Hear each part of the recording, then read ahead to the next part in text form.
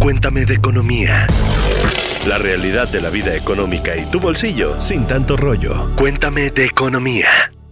El término nearshoring se está volviendo uno de los temas de conversación y México, por la ubicación que tiene y su cercanía con Estados Unidos, se ha convertido en uno de los principales candidatos para beneficiarse de esta relocalización.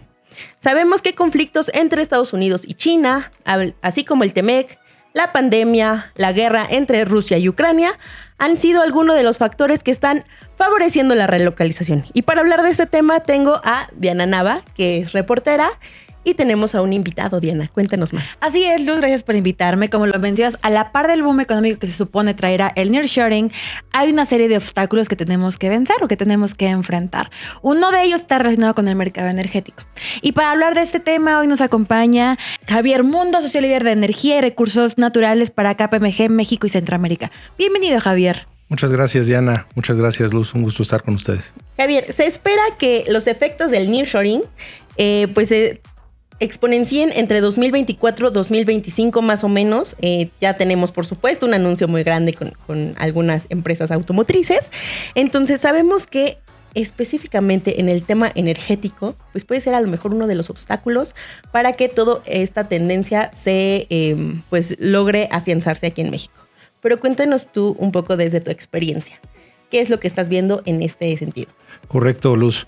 En realidad, el tema del nearshoring y las inversiones que están llegando, se está esperando grandes cantidades de dinero, flujos que van a llegar al país, 24, 25, sí, también es un tema de mediano plazo, pero es muy importante el hecho de que el país puede estar listo para poder contar con estas inversiones en suelo mexicano. Y para ello necesitas energía.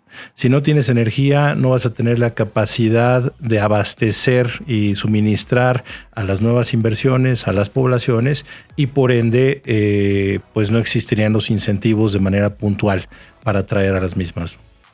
Okay. Para ponerlo de palabras simples, Javier, y entenderlo correctamente, ¿qué pasa si México no tiene la capacidad suficiente para satisfacer la demanda que piden las empresas? Mira, para que un país, o para, en este caso, hablando del tema del nearshoring, pueda florecer en el caso mexicano, necesitamos contar con energía eléctrica, ¿no? O sea, diferentes condiciones son las que son requeridas, pero aquí hablamos ahorita de energía eléctrica. Además de tener energía eléctrica, necesitamos tener condiciones de certeza jurídica, agua, talento especializado, porque de otra manera es complicado para las empresas pensar en esta relocalización. Cuando hablas de manera particular de energía, no solamente necesitas una suficiencia en el suministro, es decir, que sea constante, que sea también a precios accesibles, y cada vez más por los aspectos ASG se requiera que esta energía sea energía verde o energías limpias. Entonces, esa es una condición importante para que el nearshoring llegue al país. Y justo hacia allá iba, los aspectos ASG, que es ambientales, sociales y de gobernanza. Correcto. Por un lado tenemos lo que tiene que ver con el suministro eléctrico y por otro lado el suministro eléctrico renovable, o sea, que viene de fuentes como el sol, como el viento. ¿Qué pasa si México no tiene ese suministro en los próximos años? ¿Cómo afecta la intención de las compañías por llegar al país? Mira, la canasta energética o la matriz energética en México está fuertemente cargada hacia los combustibles fósiles. Eso es un hecho. Y el poder llegar a la transición energética no es un tema de 1 o 2 años, como estábamos comentando. Es un tema de mediano o largo plazo. La matriz energética hoy en el país, alrededor del 60% de la energía eléctrica que se genera con energía basada en ciclos combinados, plantas de ciclo combinado, y requerimos gas natural. Hoy día, de acuerdo a las cifras del PRODECEN, alrededor del 31% de la energía eléctrica en el país es producida con energías renovables. 28.7 dice el IMCO, ¿no? Porque por ahí cambiaron la metodología. Pero eso no es suficiente. No es suficiente para poder cumplir las metas que tenemos como país para el 2024, que tenemos que llegar al 35%, y no es suficiente, para las compañías que a nivel internacional tienen una presión por parte de sus corporativos en tener energías renovables. Y de los inversionistas, ¿cierto? Los inversionistas Correcto. Ya están pidiendo que la fuente sea energías renovables. Correcto. Cada vez más estamos viendo los grandes fondos de capital a nivel internacional en donde el hecho de que seas una empresa con los aspectos ASG se vuelve incluso en algunos casos más relevante o dedican más tiempo que ver en realidad a los estados financieros, ¿no? ¿Qué estás haciendo en realidad en tu materia ASG? Oye, pero ¿qué pasa, por ejemplo? Porque, a ver, es una realidad. México, como dices, sí se requiere de energía eléctrica, energías limpias cada vez más. Pero ¿qué pasa entonces con estos países como el nuestro, donde tenemos muy presente el tema de las energías, en combustibles fósiles? ¿Cómo ves este tema del nearshoring en este escenario? Bueno, en el corto plazo México tiene que seguir teniendo la capacidad de brindar el suministro energético y seguirá siendo a través de gas natural en las plantas de ciclo combinado. Esa es la realidad de las cosas en el corto plazo.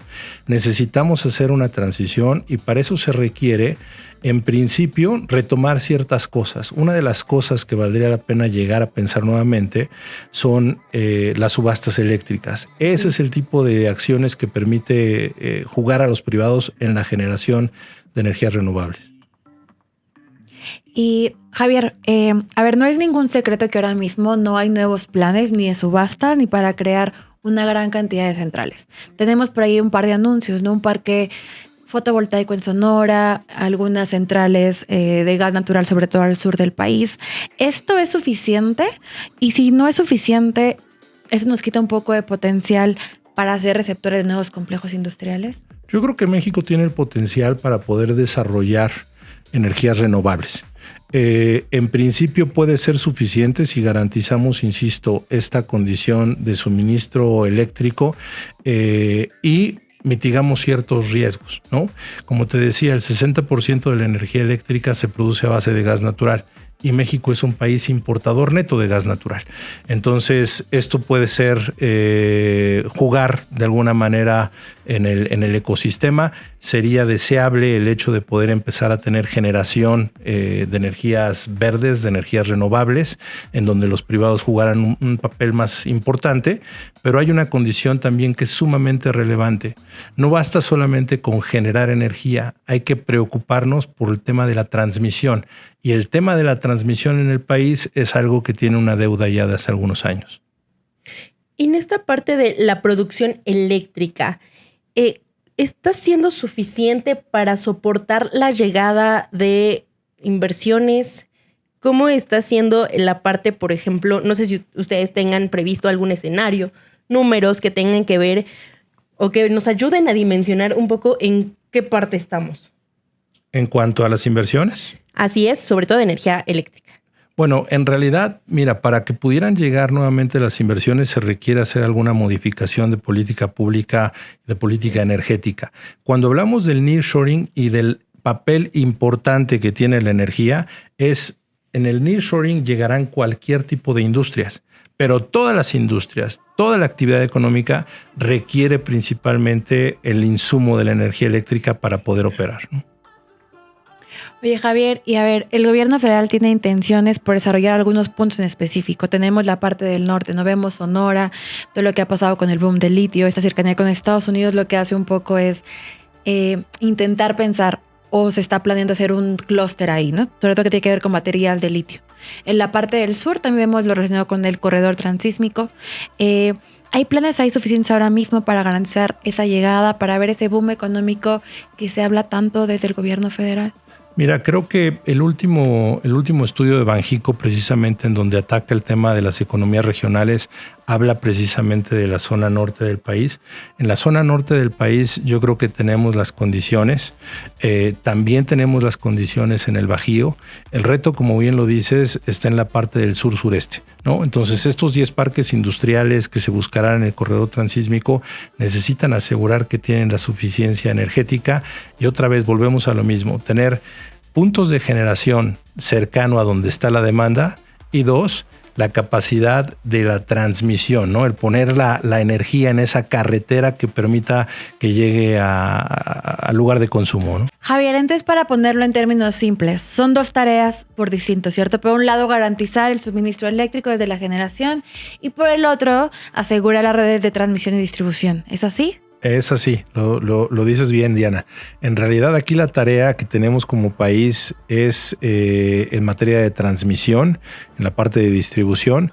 Y por darte un par de datos, la Secretaría de Energía en el periodo 2015-2022 instruyó la construcción de alrededor de 300 proyectos entre transmisión y distribución. De los 300 proyectos, solamente alrededor de 30 habían concluido al cierre del 2022, ¿no? Entonces la tarea es precisamente ahí, asegurar que transmisión y distribución se mueven hacia adelante. Hablando sobre la necesidad del gas, las cifras oficiales nos dicen que México importa alrededor del 70% de gas natural desde Estados Unidos, porque se trata de un gas que en este país se produce a un bajo costo. ¿Esto consideras que puede ser un riesgo a largo plazo? Mira, México tiene una situación única en temas de gas natural. Muchos países son importadores netos de gas natural, pero México es el único que tiene la importación con un solo jugador, fundamentalmente los Estados Unidos, y en un solo estado, que es Texas. En el 2021 ya vivimos una situación vulnerable. Cuando en el 2021 hubo el tema de las heladas en el estado de Texas, precisamente eso originó que no existiera la exportación suficiente hacia México, lo cual ocasionó apagones en el país, paros de maquinaria, plantas productivas, etcétera. Entonces, es un riesgo, si lo vemos desde el punto de vista matriz riesgos, quizás te diría yo que es un riesgo de una baja o media probabilidad, pero de un muy alto impacto, ¿no? No tener gas en el país con las condiciones en la manera en la que producimos electricidad es catastrófico para la economía, sí. Claro, y vimos también altos precios, ¿no? Se compró el gas a precios muy, muy, muy caros. Oye, y a ver, México tiene reservas de gas natural, eso es real. En los campos petroleros hay algunas otras reservas de solamente gas.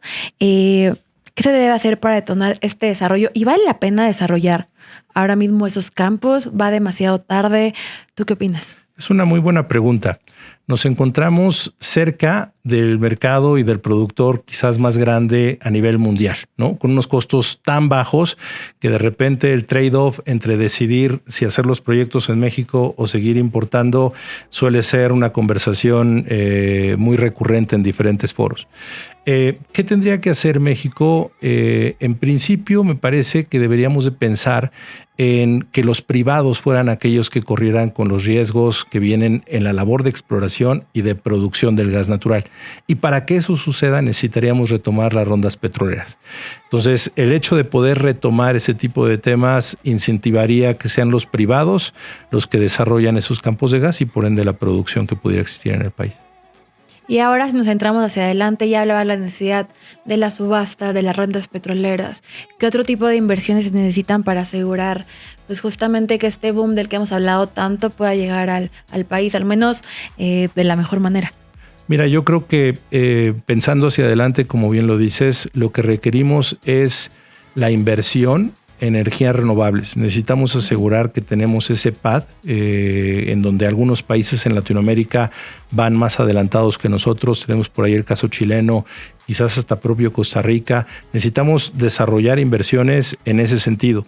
Esas inversiones tienen que venir fundamentalmente del sector privado.